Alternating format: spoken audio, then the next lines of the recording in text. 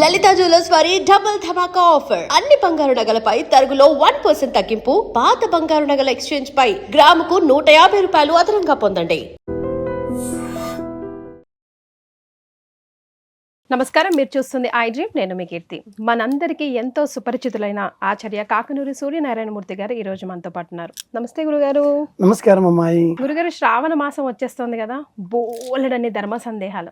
అసలు 12 మాసాలు ఉన్నాయి కదా గురుగారు, ఎందుకు శ్రావణ మాసానికి ఇంత ప్రత్యేకత? ఎందుకంటే ఈ మాసానికి నభో మాసం అని పేరుంది వేదంలో. మధుశ్చ మాధవశ్చ శుక్రశ్చ శుచిశ్చ నభశ్చ నభస్యేషోర్జశ్చ సహస్యశ్చ 12 మాసాలకి పేర్లు. నభము అంటే ఆకాశం. ఈ ప్రపంచాన్నంతటినీ కూడా శాసించేటటువంటి శక్తి విష్ణువు. విశ్వవ్యాపకశీలత్వమైనటువంటి ప్రాణశక్తి చైతన్యము విష్ణు స్వరూపము.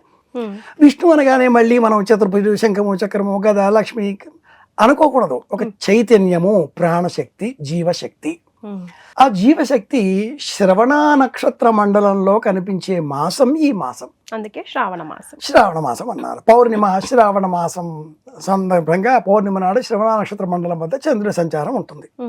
ఈ మాసంలో మనము ఆకాశం వైపు చూచి ధ్యానం చేస్తూ అంతర్ముఖులమై మనలో ఉండే ప్రాణశక్తిని, జీవ చైతన్యాన్ని పెంచుకోవాలి. ఎందుకని? ఈ మాసంలో పగటి కాలం తగ్గిపోతుంది, రాత్రి కాలం పెరిగిపోతుంది.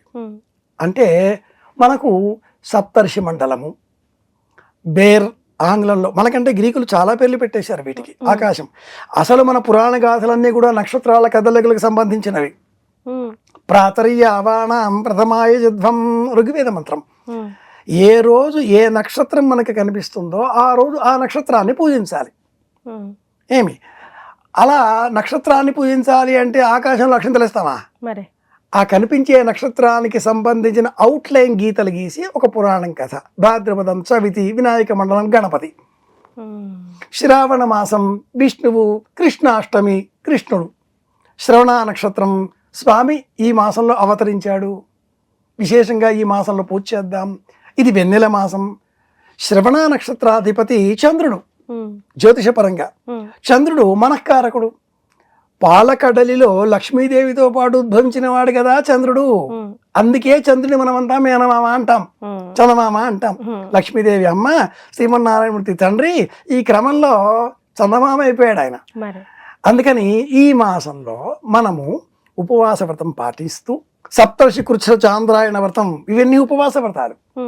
చాతుర్మాస్య వ్రతం, ఇది కూడా ఉపవాస వ్రతం. ఈ విధంగా అంతర్ముఖులమై సూర్యాస్తమయం కాకంటే ముందే దీపారాధన చేస్తూ చిన్నారి బాలబాలికల్ని కూర్చుండబెట్టుకొని విష్ణు కథలు లేదా కృష్ణ కథలు లేదా ఆధ్యాత్మిక కథలు ఇవి చెబుతూ కాలం గడపాలి. అందుకని ఈ మాసానికి శ్రావణ మాసం అని పేరు. ఈ మాసానికి ఇంకో పేరు కూడా ఉంది, వ్రతాల మాసం. నోములు వ్రతాలు. నోములు వ్రతాలు రెండు మళ్ళీ వేరే అర్థాలు. నిత్యమైనది నోము, వ్రత్యతే అనేనా నియమంతో కూడుకున్నది వ్రతం. కృష్ణాష్టమి వ్రతం అలా కాదమ్మాయి. అసలు ఈ శ్రావణ మాసం ప్రారంభమయ్యేదే చాతుర్మాస్య ద్వితీయ అశూన్య శయన వ్రతంతో ఆరంభం అవుతుంది. శ్రావణ శుద్ధ విధియ రోజున భార్యాభర్తల మధ్య తగవలు లేకుండా, దాంపత్యం గొడవలేవి రాకుండా వాళ్ళిద్దరు ఎలకాలం కలిసి ఉండాలనే ఉద్దేశంతో మన పురాణాలు ఒక వ్రతాన్ని సూచించాయి.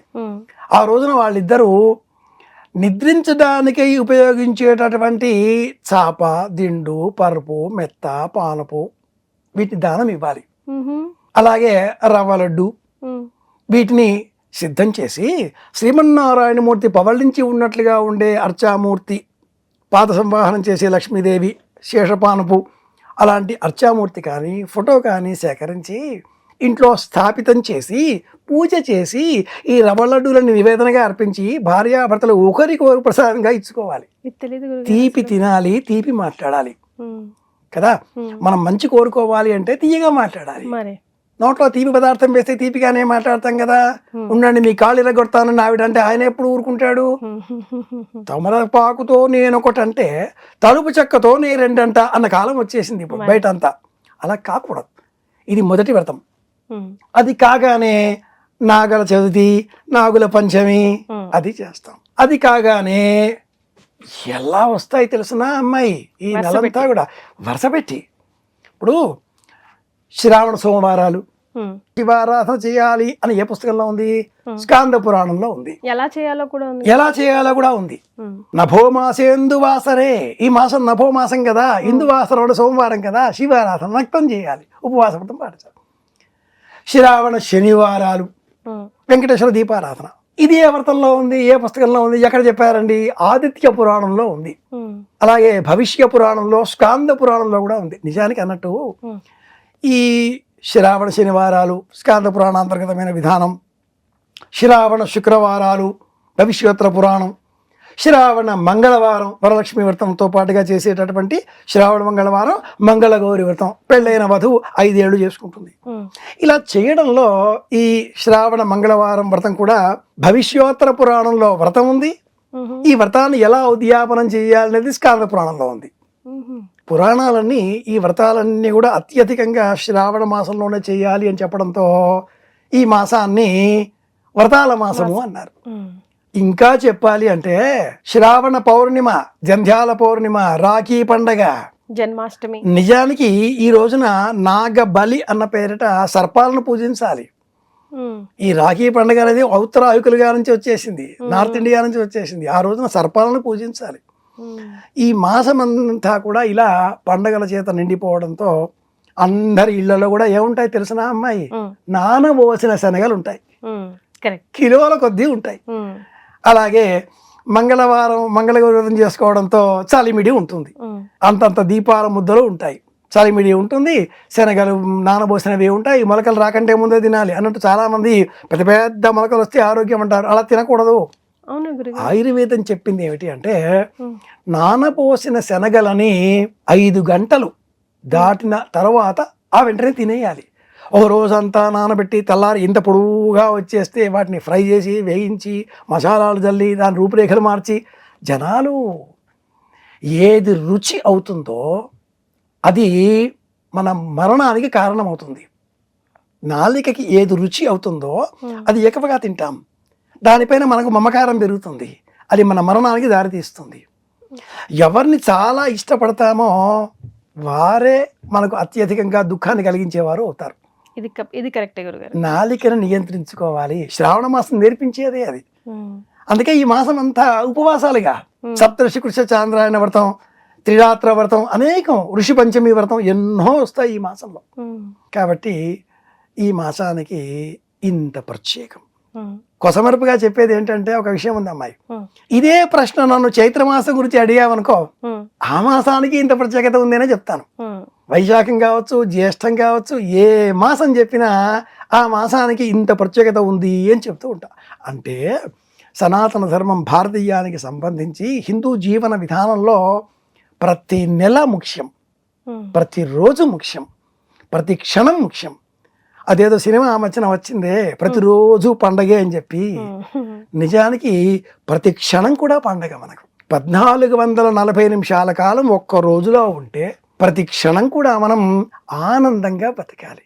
పరమాత్ముడు ఈరోజు నాకు జీవితాన్ని ఇచ్చాడు, రాత్రి పడుకోగానే ఏం జరుగుతుందో నాకు తెలియదు, పొద్దున్న లేవగానే మళ్ళీ ఇంకో రోజు ఉందిగా, థ్యాంక్స్ టు గాడ్.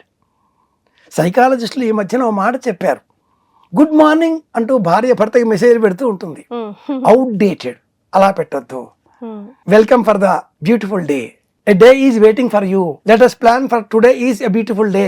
ఇలా మార్చేసి పెట్టండి, అంటే క్షణాన్ని ఆనందంగా బతకండి అంటూ సైకాలజిస్టులు కొత్తగా చెప్తున్నారు.